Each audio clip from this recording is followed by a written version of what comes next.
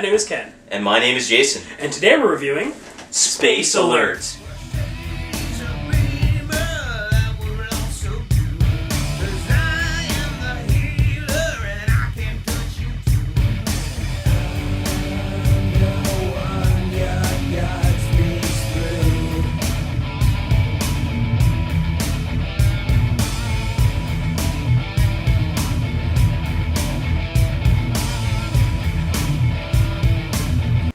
So Space Alert was published a couple of years back by Czech Games Edition, and it's been republished in English by Rio Grande Games, who kind of specialize in bringing European games over to North America.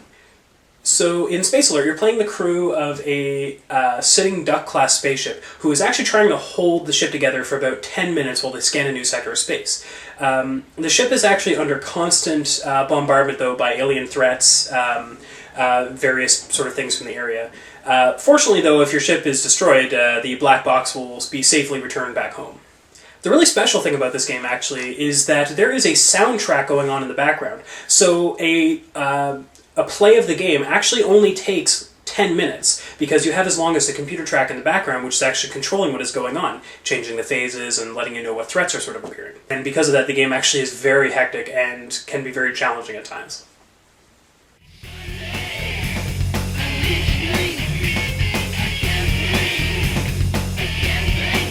Alright, so before we go into components and gameplay, I just wanted to note that this game is actually meant to be split up into individual lessons. There are 3 or 4 different lessons, and it's meant to introduce the game in chunks so that new players kind of understand what's going on with the basic stuff before moving on to the more advanced. We're going to be presenting the game as a whole this time, so just keep that in mind as you're watching these pieces. Alright, so first we're going to go over the components of Space Alert. So this is the board depicting your spaceship. These are the trajectory boards that show the various trajectories that things come at you from. And this is one set of the player boards. This is just where you put your cards to show what you're doing during the game. And this is the resolution board. This shows how things are resolved at the end of the game. This has 2 sides, one for the beginners, which is this side, and another for more advanced games. Alright, so these are the action cards that you use to sort of program what you're going to do every turn. These are normal action cards, and they're also heroic action cards. You get 1 of these per game, and you get quite a few of these. So these are the damage tokens used in the standard game just to denote what systems get damaged when you take damage on your ship. So these are the threat cards that show the various threats that are going to be trying to destroy your ship during the game. They come in 2 basic flavors, the normal threats and the internal threats, and each is further subdivided into 2 types, the standard and serious threats. Alright, so the game also comes with 2 soundtrack CDs that are used during the first part of the game. We'll go into why it has CDs a little bit later. It also comes with these scenario cards that just denote when the computer is going to say things on the soundtrack CDs, in case you don't have a CD player around, so somebody can do that. These are the various plastic and wooden bits that come with the game. We'll go over what they all do later, but very briefly, these are the character pawns, rockets, battle bots, wound counters, energy counters. This is the resolution marker, and these are just miscellaneous. So these are the other cardboard bits that come with the game. These are just the threat markers to denote when threats come out and how quickly they're coming at you. These are malfunction tokens to show when something's malfunctioning, and these are internal threat tokens to show where internal threats are presently.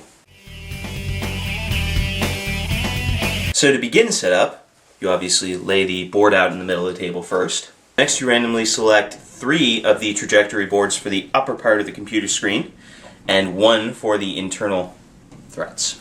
Next, you shuffle the 4 threat decks and you place them in the appropriate spots.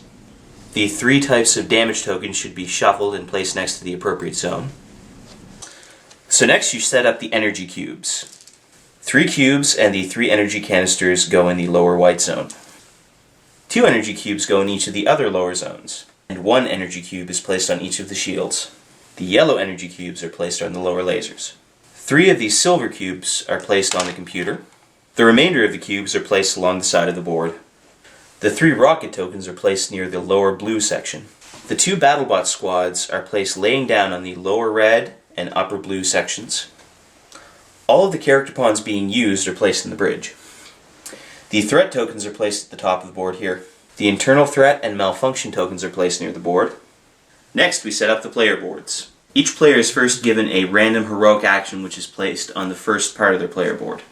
Finally, each player is dealt enough cards that there are 5 cards on each section of their player board, including the heroic action. The resolution board is also placed somewhere on the table, and the resolution marker is placed at the beginning of the track. The remaining action cards are placed in a deck somewhere where every player can easily access them. So next, you either start the CD track you've chosen, or you get your timekeeper to start reading the scenario cards. And now you're ready to play.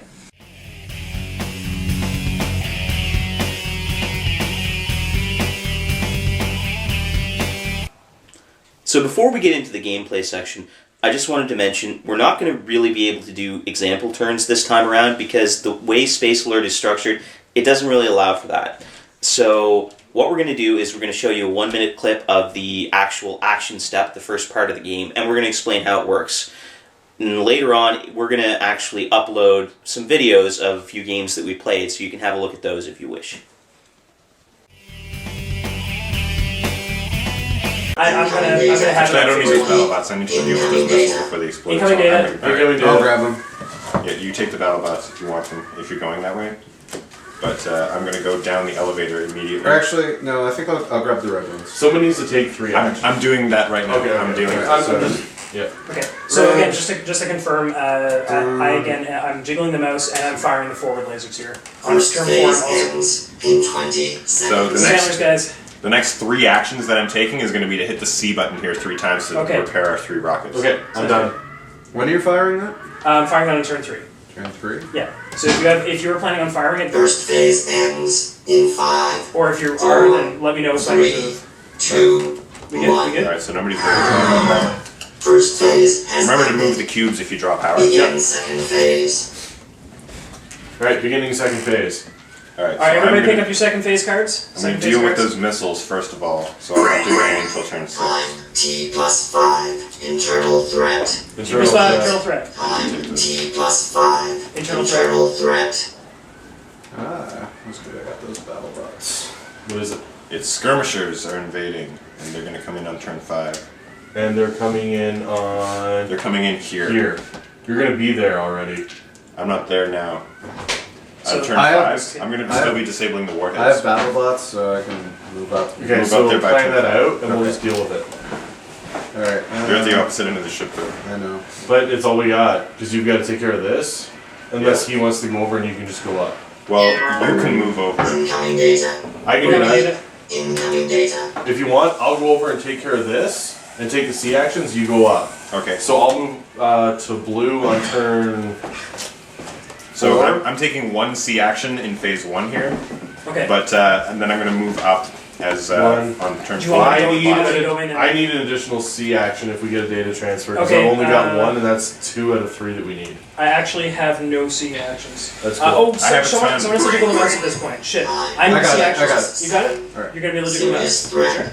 Zone blue. Zone blue, serious threat. Time T plus 7. Plus Serious 7. threat. I'm going to Zone go up in the elevator. Blue. And then I need to jiggle the mouse. Okay, I'm gonna have to take care of this after this. Oh It's shit. So you got the mouse, Jiggle? Hang on. data transfer. Appeared. I need a C. Data I need a transfer. C. I do I not need have a any C. Cs. I have no I Cs. need a C. C, 3, C. 2, Anybody else need C? 1. Okay, so this was going to be resolved at this point. Up.